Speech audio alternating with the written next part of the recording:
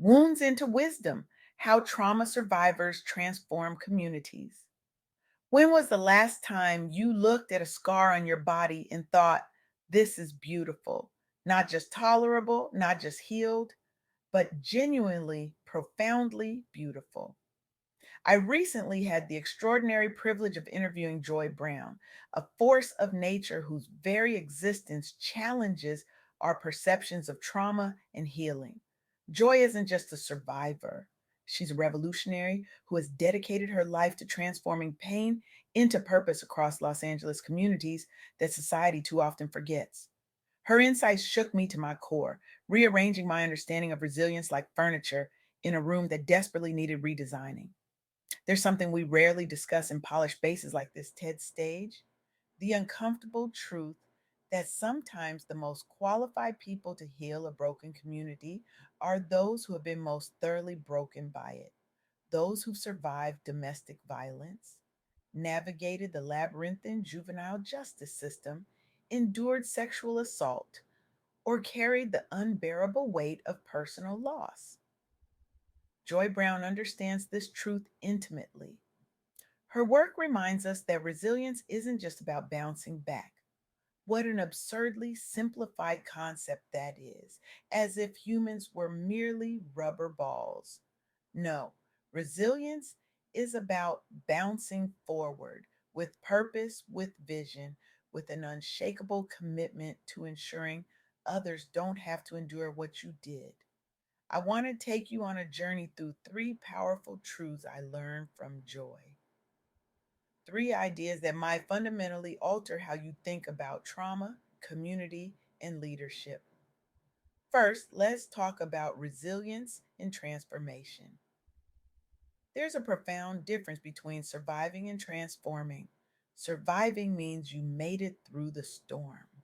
Transformation means you've learned to dance in the rain and then built shelter for others.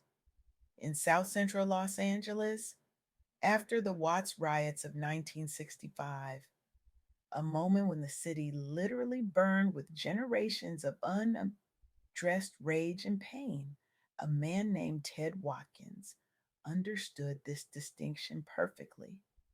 Having grown up amid discrimination that would have crushed many spirits, he founded the Watts Labor Community Action Committee with a revolutionary philosophy: those closest to the pain should lead. This wasn't just a nice sentiment for a motivational poster, it was a blueprint for actual change in a community that had heard plenty of promises but seen precious few results. ULCAC established job training programs when unemployment was crushing the community. They created youth arts initiatives when schools were cutting arts funding. They developed housing assistance when redlining was still dictating who could live where. They provided mental health services when trauma was treated as just another fact of life in certain zip codes. And critically, all of these programs were designed by local leaders who had lived through similar struggles to those they were now helping. The results? Thousands found employment or accessed education that transformed their possibilities. Crime rates fell as young people engaged with positive role models through art and music programs. WLCAC launched South LA's first Black owned radio station, giving voice to a community whose stories have been filtered through outside perspectives for far too long. They built affordable housing units that still serve families today, creating stability in a neighborhood designed for instability. They host annual youth music festivals celebrating local talent, reinforcing the message that beauty can and does emerge from difficult places. But here's what's truly remarkable about WWLCAC. This organization didn't just serve a community, it transformed it from within.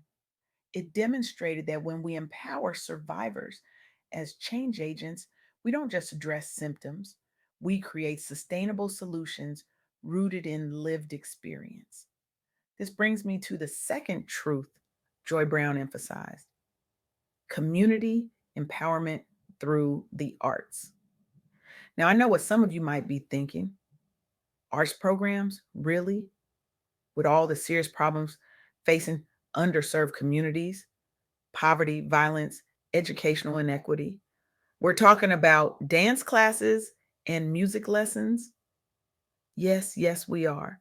Because the evidence is overwhelming that creative spaces don't just enhance lives, they save them. Consider the Fernando Pullum Community Arts Center in South Central LA. Founded by jazz musician and educator Fernando Pullum, this center emerged as a direct response to devastating budget cuts that eliminated arts education in predominantly Black schools across South LA. The challenges were daunting. High rates of gang recruitment among teens lacking safe spaces or extracurricular outlets after school hours. Generational trauma from systemic neglect and disinvestment. A narrative that told young people their creativity wasn't worth investing in. Pullum's solution wasn't complicated, but it was profound. He used his industry connections and fundraising skills to open an after school center offering free classes in music production, performance, theater, and filmmaking. Staffed almost entirely by BIPOC artists from backgrounds similar to the students they served. Over a decade later, hundreds of young people have graduated onto college scholarships or professional creative careers rather than falling into gangs or incarceration cycles. Even more powerful, alumni return as mentors and instructors themselves, creating a virtuous cycle begun by one survivor leader's vision. This isn't just a nice story, it's evidence of a profound truth. Investing in creative spaces provides underserved youth with safe alternatives to gang involvement and fosters healing, growth, and leadership among Black and Brown communities. The arts aren't a luxury, they're a lifeline. They give young people the tools to process trauma, express complex emotions, develop discipline, and imagine futures different from the limited options they see around them. Which brings me to the third and perhaps most challenging truth Joy Brown shared the importance of representation and leadership in historical context. Understanding the history of oppression against Black and Brown people in Los Angeles, and indeed throughout America, isn't just an academic exercise. It's essential context for meaningful change. Project Kinship exemplifies this understanding. Founded by formerly incarcerated individuals, including many survivors of childhood abuse and gang involvement, this organization offers trauma informed support groups, art therapy, and workforce development for system impacted youth and adults throughout Southern California. Their work centers intersectional healing through storytelling, music, and art workshops, rooted explicitly within histories faced by Black and Brown Angelenos, including intergenerational trauma caused by institutional oppression and policing practices. By acknowledging this history rather than glossing over it, Project Kinship creates space for authentic healing. They recognize that reclaiming leadership roles within our communities is key to breaking cycles of violence and building a brighter future. This is what Joy Brown understands so profoundly.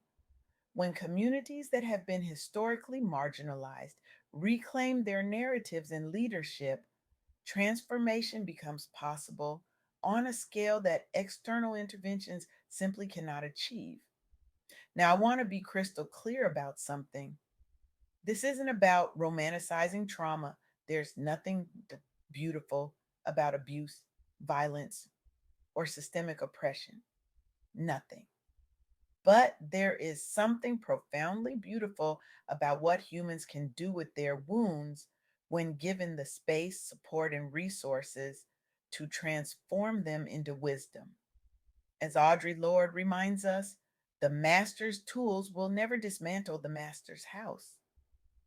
We need new tools. And sometimes those tools are forged in the very fires that were meant to destroy us. So, where does this leave us? What do we do with these truths? If you've survived hardship, whether personal trauma, systemic oppression, or both, I challenge you to see your story not just as a source of strength, but as a blueprint for action. Consider mentoring one young person from your neighborhood this month. Your lived experience makes you uniquely qualified to understand their struggles in ways others simply cannot. Support or volunteer at a local arts or community center serving marginalized youth. These spaces are often underfunded, yet provide critical alternatives to destructive paths.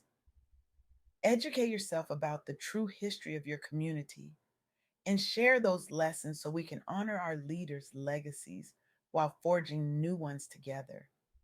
If you're thinking, but I'm still healing myself, how can I possibly help others? I understand. And yet, sometimes the most powerful healing happens when we create the support we needed but never received. As Joy Brown's work demonstrates, this isn't about having all the answers, it's about being willing to ask better questions. Questions like, who is best positioned to lead healing in this community? What resources do they need? How can we amplify their voices rather than speaking for them? When we center the leadership of those with lived experience, those who have transformed their wounds into wisdom, we create solutions that address root causes, not just symptoms. I want to leave you with this thought. We are not defined only by what we've endured, but by what we choose next. The scars you carry, whether visible or invisible, are not just markers of pain. They are maps leading to your purpose. They are evidence of your resilience.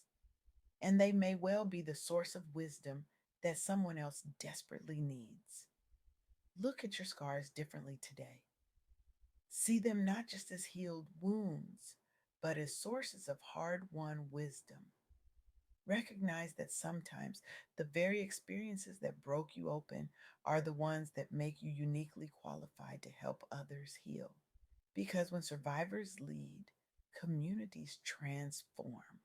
When artists create safe spaces, young people thrive. And when we understand our history, we can write a different future. This is the power of turning pain into purpose. This is the alchemy of resilience.